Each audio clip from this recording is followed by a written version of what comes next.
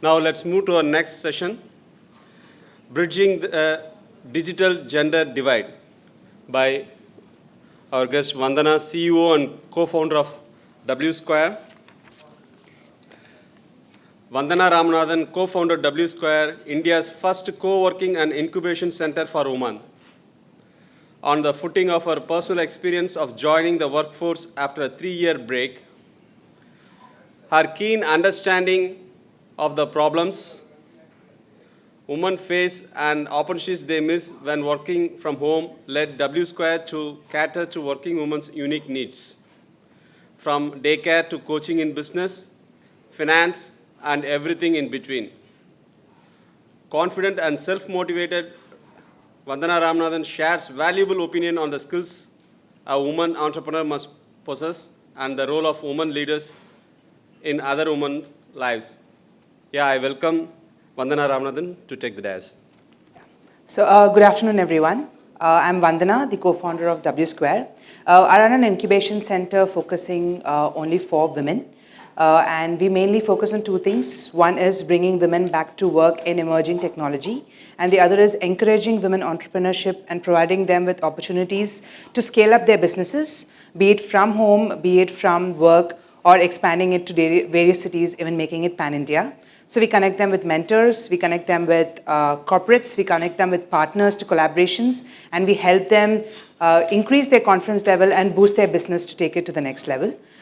So the reason I'm here today is to talk a bit about what one of the main initiatives that we run, which focuses on bringing women back to emerging technology, and why it's important for inclusivity when it comes to technology, especially emerging tech, right? So before I start on that, there's something that I would like to tell about myself. So if you see, I think it's not working. Okay, so I'm a big movie freak. If you can just change the... So I'm a big movie freak, right? So I love to watch movies. Most of my time goes, if I am not working, I end up going for a lot of movies. And some of the genres that I love is horror, and the other genre is science fiction. I spend a lot of my days watching a lot of science fiction movies. And there are a lot of movies that I came across, and I started watching different types of movies like Alien or Her or Space 2001 Space Odyssey and Stepford Wives. All of these kind of movies, while I was watching them, there was something that I understood from all of this, right? So movies, if you see like Under the Skin, Stepford Wives, Ex Machina, all of them had AI robots, which were women who were particularly doing jobs such as being either a wife for men or doing work for them or working under them. These were the type of responsibilities that typically robots who were women had. But if you see movies like Alien or movies like Matrix or 2001 Space Odyssey, they were all robots who were men, but who were far superiorly intelligent than humans. And they were there to actually solve problems, bring out equations, provide solutions for any issues that humans were facing. So there was a huge gender divide when it came to movies itself, where women typically were companions for men, women typically were working for them, women were typically doing household jobs. So even if we get into being robots, we still ended up doing the same thing. Right? So that's what a lot of movies started coming out, and I started doing a bit of more research to understand why is there this kind of a gender divide even in films. And I realized the root factor is not the person who's making the films or the director who's actually writing the story or scripting the whole thing, but it's a problem that is there globally as well. So if you see, more than 50% of students that we see in Asia are women, right? So if you go to colleges, like any engineering colleges that you go to, there will be 50% of girl students over there. But when it comes to recruitment, companies like Google and Facebook only recruit 18 to 20% of women, right? And even in that 18 to 20% of women that they recruit in tech jobs, I'm talking about technology here, even when they recruit them into tech jobs, more than 40% of women there's an attrition rate, so come down. So as the leadership position increases for women in technology, the number of women keeps decreasing. This is a trend that is not just in India, but this is there globally, right? So when it comes to technology itself, the number of women has been decreasing. There are a lot of factors which I'll come to later. But when it comes to emerging technology, it's just growing more and more, right? We don't know why. So one major feedback or one major research that was done was because that women take a break. They're on a 3-4 year break, and when they come back to work, they're not upskilled or they don't have enough knowledge about what they need to do. And there are also various other reasons as well, right? So when we get into AI, so what is artificial intelligence? It typically takes data that we have for the past 5-6 years. Based on the data, it creates algorithms and provides solutions for you, which is what went wrong with Amazon, right? So Amazon's AI tool, what did it do?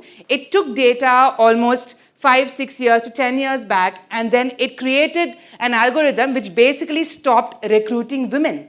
Because that's the type of data it had. The data in there 5-6 years back typically had a lot of people rejecting women, mainly a lot of barriers. There might be cultural barriers, socioeconomic barriers, women after a break, they didn't have enough experience. A lot of these factors would have played a big role back then, like 20 years down the line, 10 years down the line, where women were still not getting used to getting into work, right? The women workforce was still a lesser number.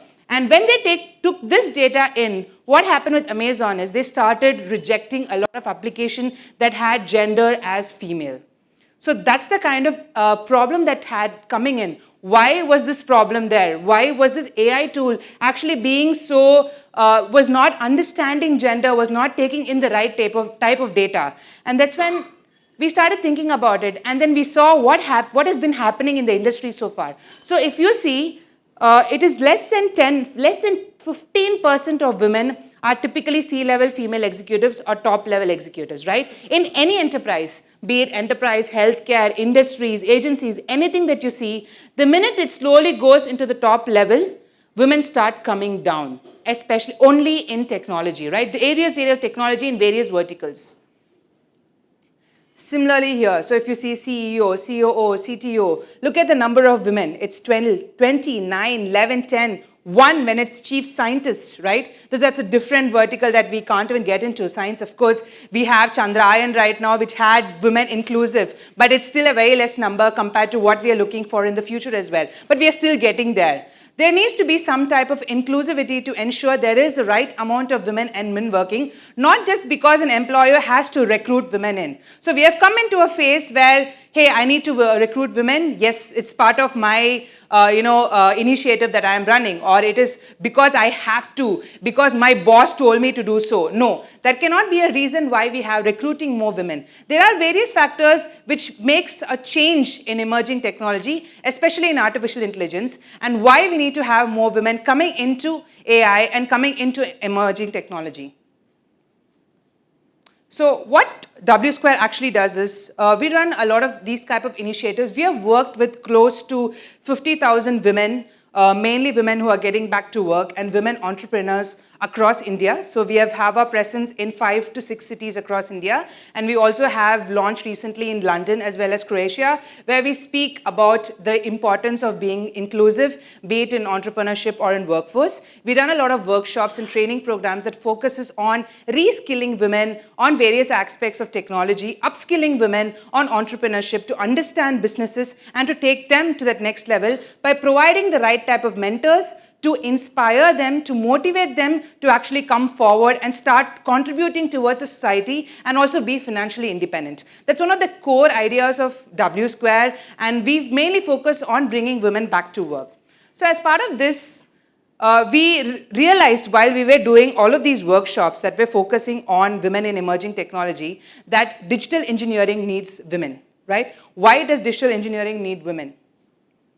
Empathizing versus systemizing. So at W Square, we launched something called the HerTech Hackathon, which was India's first women-led hackathon in AI, in artificial intelligence. And this was done in collaboration with Facebook and ThoughtWorks as well. So we had close to 600 women participating in this, which were women-led, which means they need to be a women leader and a set of other 2 to 3 men who could be teammates along with her, and they needed to present solutions on various aspects of women entrepreneurs or women problems that typically they face, right? So while we were doing this, we had done this across 5 cities, Chennai, Pune, Hyderabad, Bangalore, and Gurgaon, right? And while we were going there, we were actually presenting various problem statements that was relevant to women. So we did problem statements relating to safety, to security, access to finance, agriculture, road traffic optimization, safety, and so on. So while we were doing these, giving out these problem statements,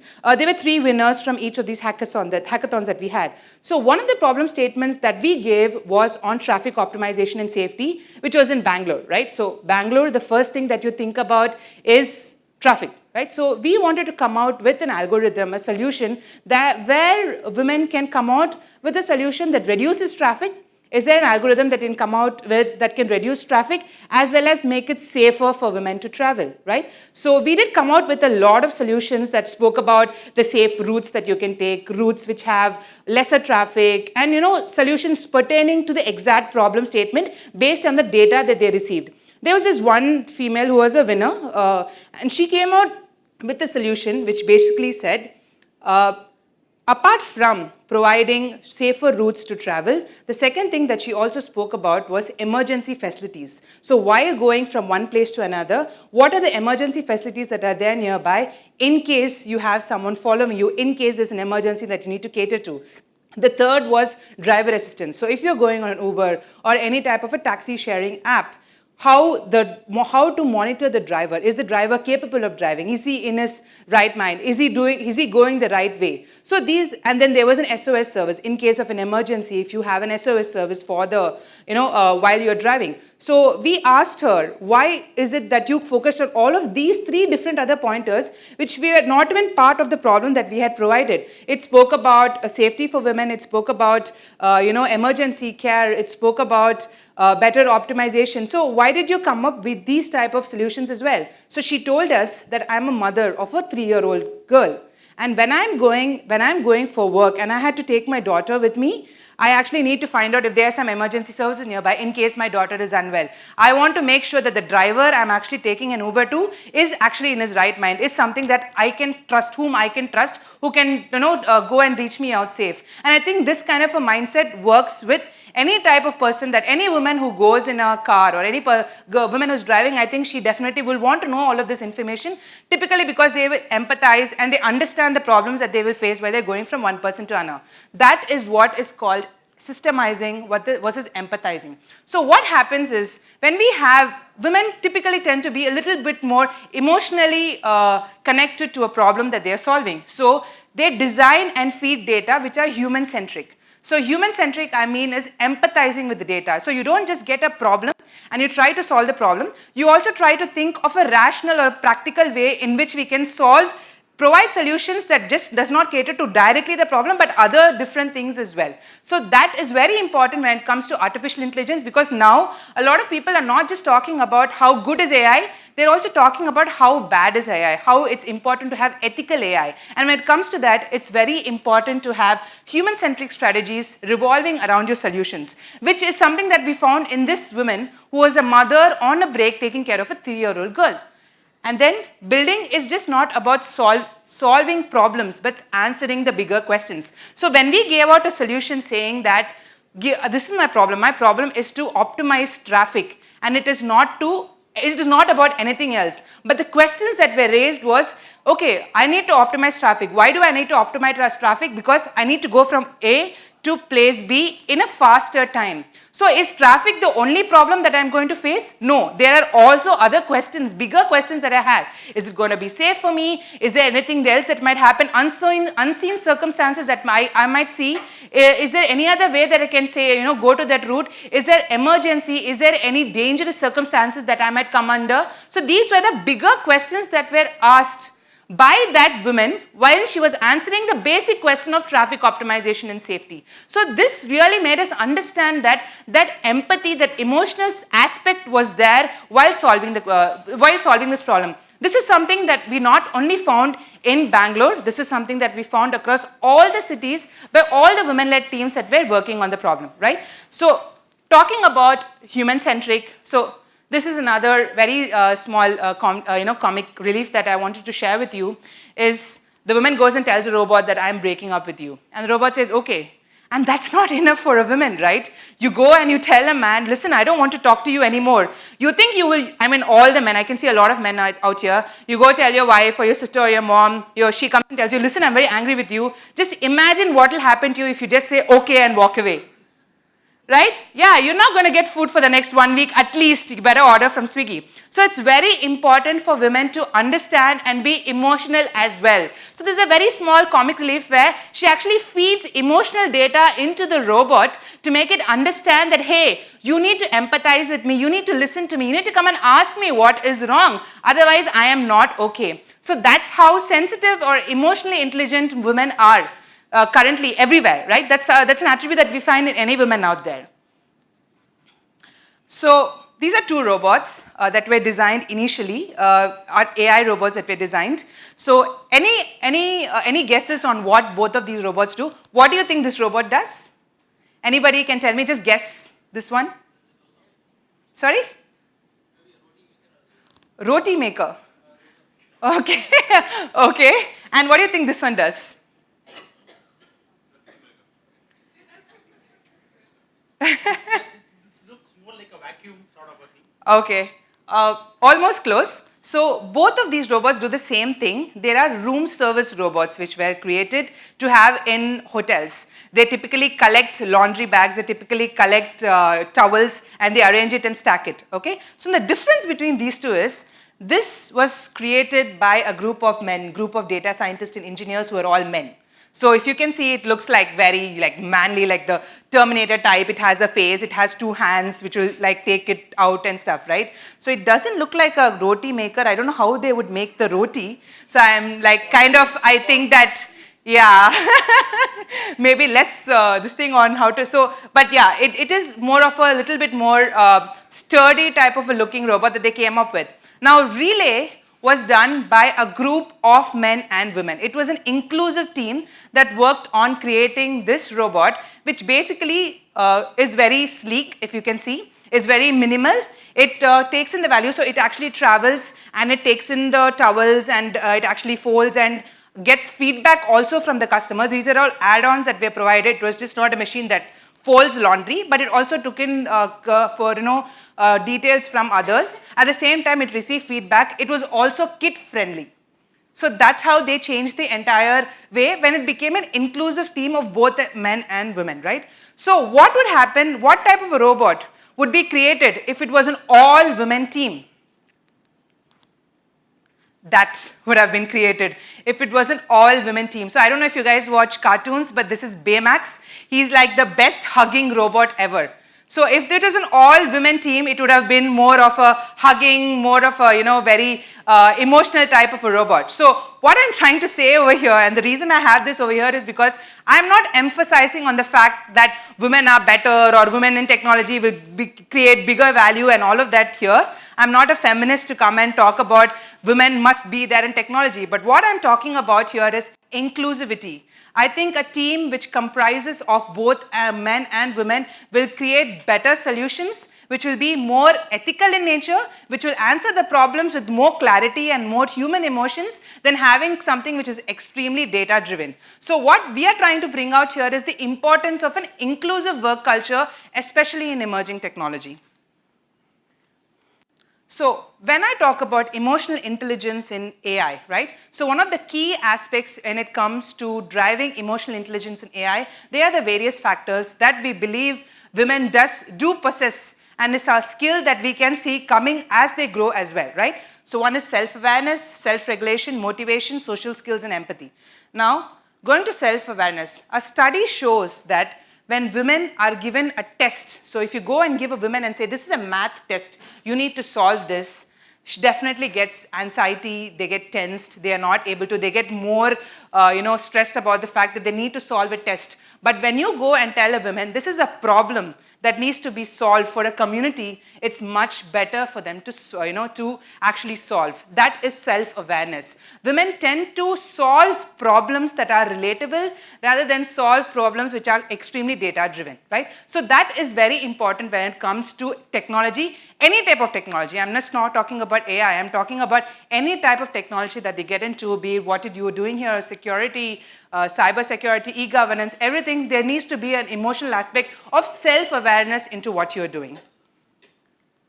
The second part is communal goals. So the hackathon that we did, initially the first hackathon were teams of 2. So we had only either 1 man or 1 woman or 2 women working on it. So the kind of solutions that came, though were very effective, there were a lot of questions that still needed answering. So what we did is we learned from that and we created teams of 4 and 5. So when there were teams of 4 and 5, it was much easier. The ideas and the type of prototypes that they came up with were much bigger. They were solved bigger problems as well. So when women work in teams, the communal goals, when they have a communal goal behind which they need to attribute themselves to, then they're able to solve the problems much better. Right? So they are able to delegate tasks, they are able to listen to others. So one thing that we can say is they listen better to others as well, as much as they expect us to listen, right? Yeah, I'm not going to this thing on that. But they also listen to other problems and they try to solve. So when it comes to that, focusing on communal goals works much better for women, and working in teams, they are able to support a team, or basically have a team together more than working individually, which works in any type of a technology that we're working for.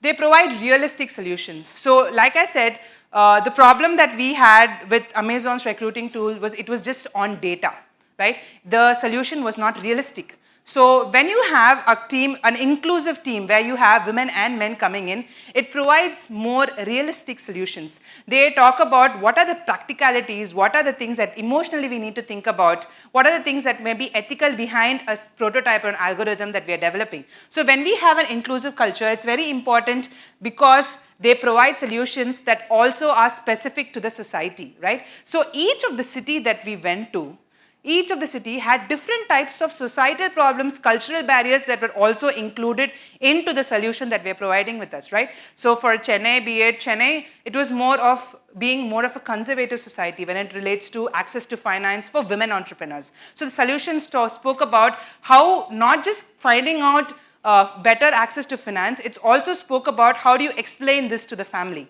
Because when in Chennai, it's a bit more conservative than coming up to, going to other cities as well. Similar in Gurgaon was more open. The community itself was very different. And the solutions that they came out with were more on security, and security were more bold. What are the bold actions that can be taken? The solutions were more bold compared to what kind of a solution that you can find in other cities as well.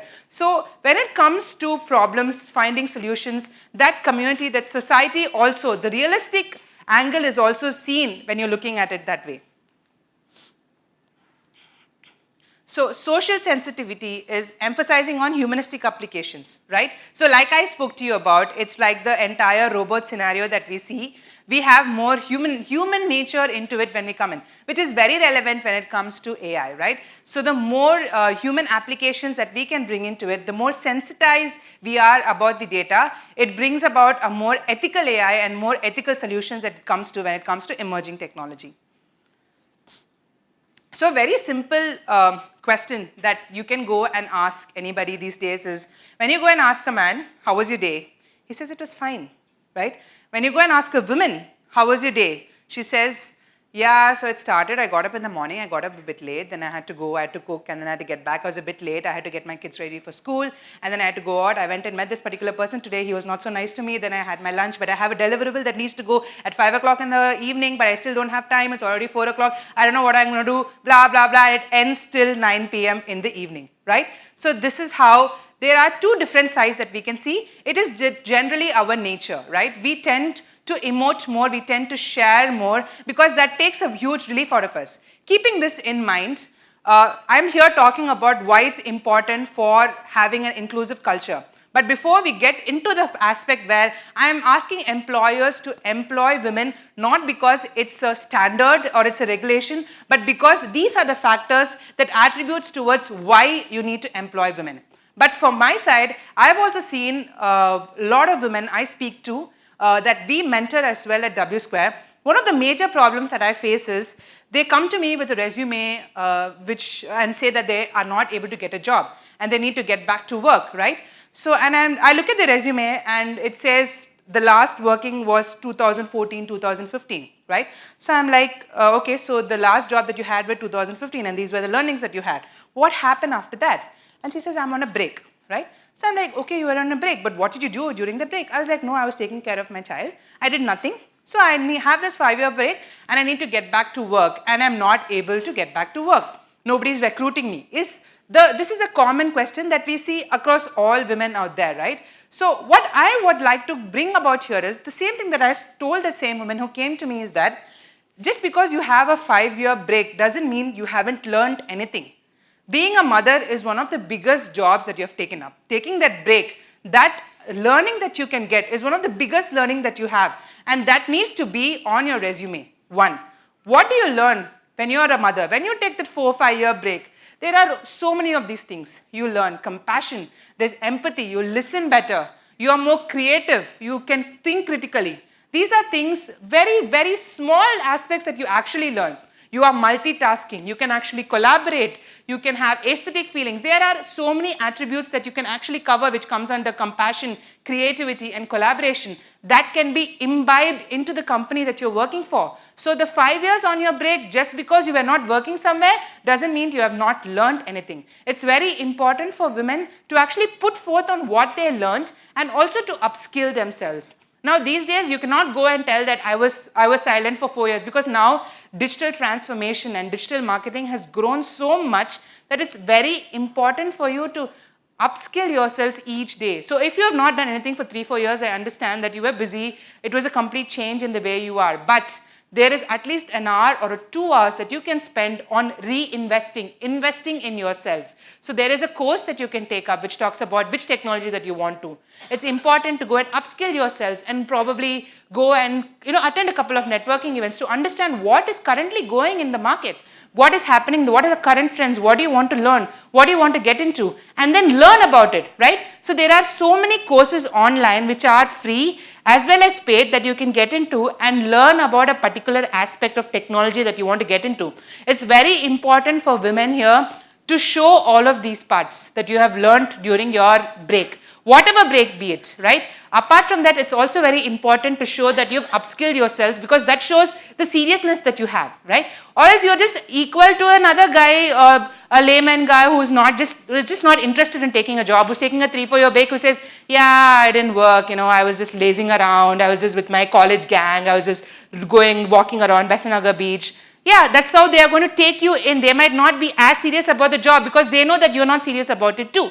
So one of the major feedbacks that we have from a lot of corporations is they do not upskill themselves. They are not enough questions that they ask. So we are not very sure how serious they are about getting back to work. So remember, it's extremely important for you to upskill in any technology that you go to. Sign up for a couple of classes. Find mentors for yourselves. There are companies like W Square, Jobs for Her, EVIT, even this chapter which can help you find the role models that you're looking for. So even here I can see a handful of women out there, and in each of the sessions that I go to, I always request the men allies because women are less over here, so I can't ask the women. But I ask the men allies to encourage women to actually come out to these events, right? To come and participate in these events, even if they are home doing nothing, because it will give them an inspiration. It will actually motivate them to actually start something by themselves. And second, it's to upskill themselves. Register somewhere, go and learn about something new, something that you don't know which you find interesting. It can be anything. It can be digital marketing, content,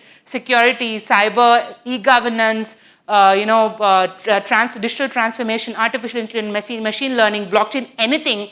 You can definitely do it because there are so many things that you have learned. Why can't you learn that one thing that can be just shown on paper saying that, listen, I have learned this, so I am serious about my job, so please do recruit me. So from my side, I believe it's two-way street, right? You need more inclusivity into the workplace. Then there is some work that we need to do when we are coming back into work after a break. Or if we are shifting from one technology to another technology, what is it that we have learned ourselves? What is the investment that we have done in ourselves to actually shift to another technology so that the company trusts us more?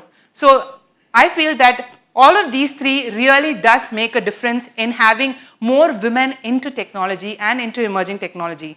And I would like to close my presentation today by just saying, so anyway, I know that. So I just would like to close saying that emerging technology is not about malice, it's about competence, right?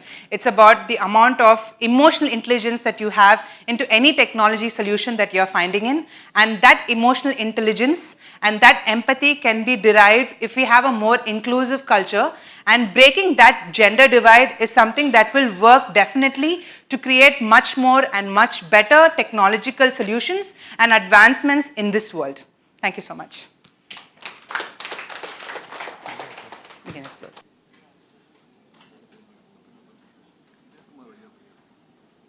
Yeah, you can go.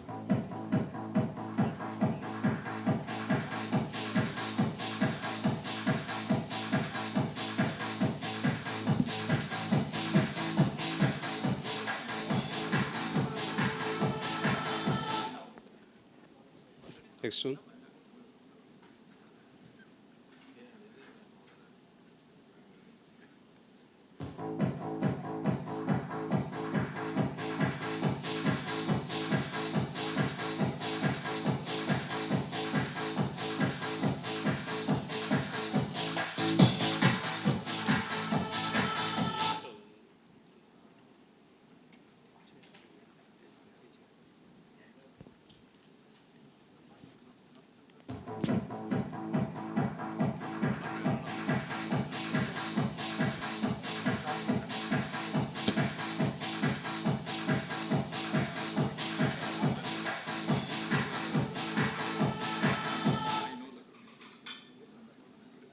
Next one.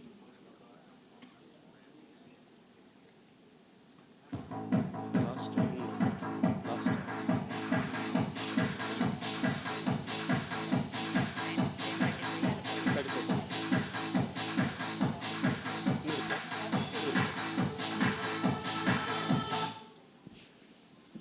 Okay, the last one.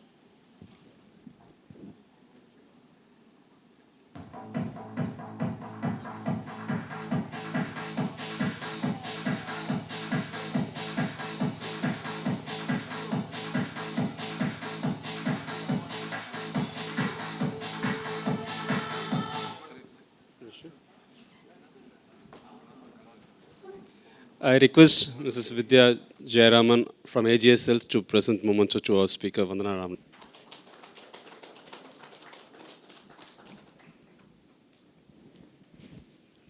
Thank you.